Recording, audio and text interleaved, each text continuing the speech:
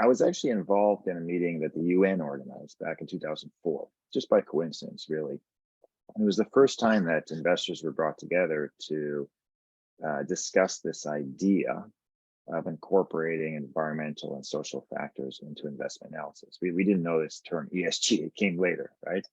And the concept is really very simple. It's before you make an investment, most investors do a certain amount of analysis.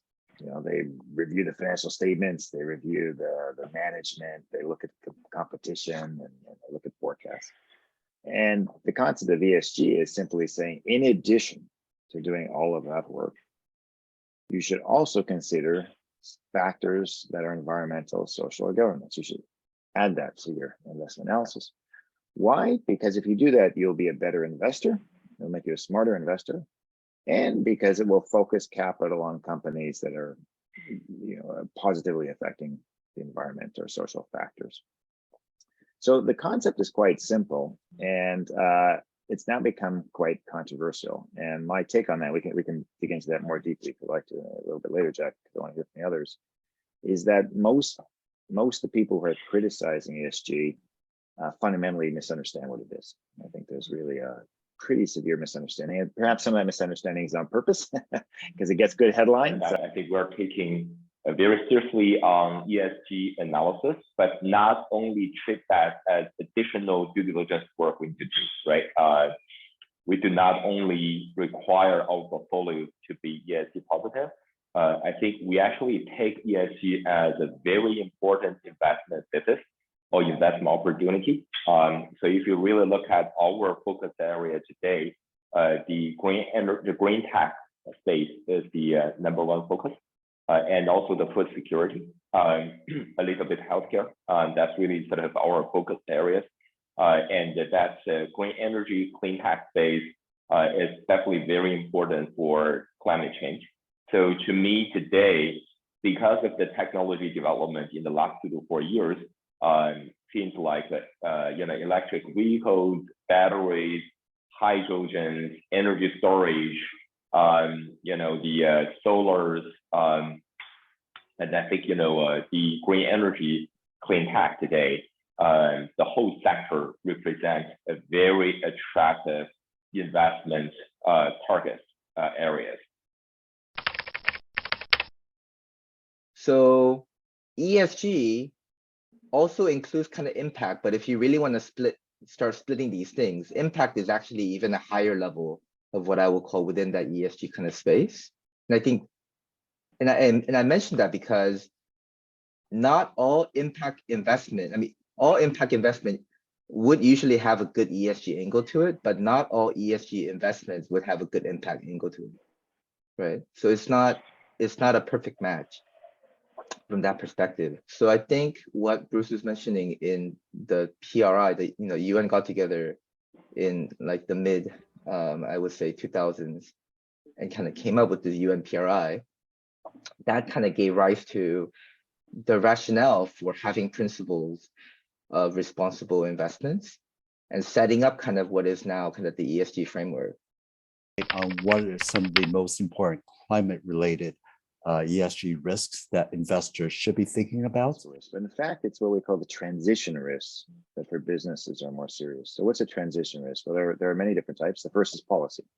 So as governments slowly take action on climate change, they are passing policies and will pass more policies, and policy affects business in many ways. And some of those policies may be positively affect business if you're in a certain industry, or negatively in others. Here in the US, the Inflation Reduction Act is an enormous piece of policy that really affects a lot of businesses. The second one is, to me, the biggest transition risk is innovation, particularly technology innovation. So climate change is spurring a lot of companies to come up with new products and new ways of doing business. Lane spoke to some of them as companies that he's invested in. And for businesses, this can create a tremendous risk. And then the third transition risk is around consumers, consumer behavior, social norms. Yes, the data part is really difficult. So taking a step back, so AIB, like other MDBs, we have built probably, I would say, 50 to 70 years of history on working with companies and a group of institutions in the developing kind of projects or developing developmental impact kind of investments. So what that allows us to do is have a bilateral relationship with them. So if we have an issue, for example, with the environment or with the social, then we will stop giving them money, right? And if you move to the capital markets world, where you have to rely on public data, and when you're buying secondary markets, you can't ask the issuers directly because, you know, they're not really going to tell you, right? Then you're forced to rely on these data aggregators and data collectors. In terms of raising awareness and capacity building, you know, whether we're a student, we're working at a company, or we're leaders at a firm, what do you think could and should be done? And maybe even what kind of training might be available at Columbia?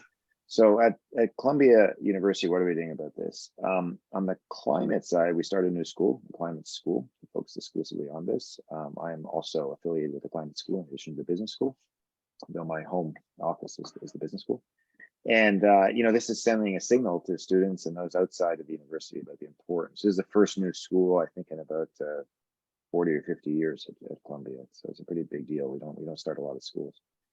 Within the business school, the relatively new dean, Dean McGlaris, and I have been working for the last 2 years, looking at the business school program and how do we prepare our students for these changes that are coming, particularly with respect to climate.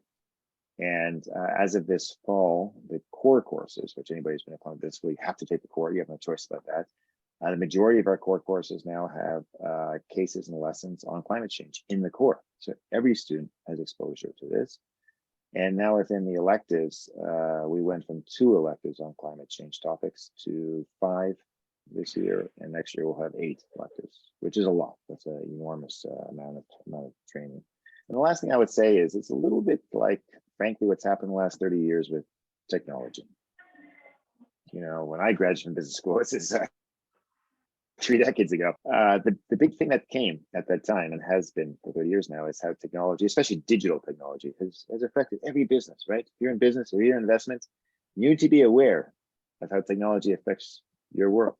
If you ignore it, you know, you're not going to be very successful.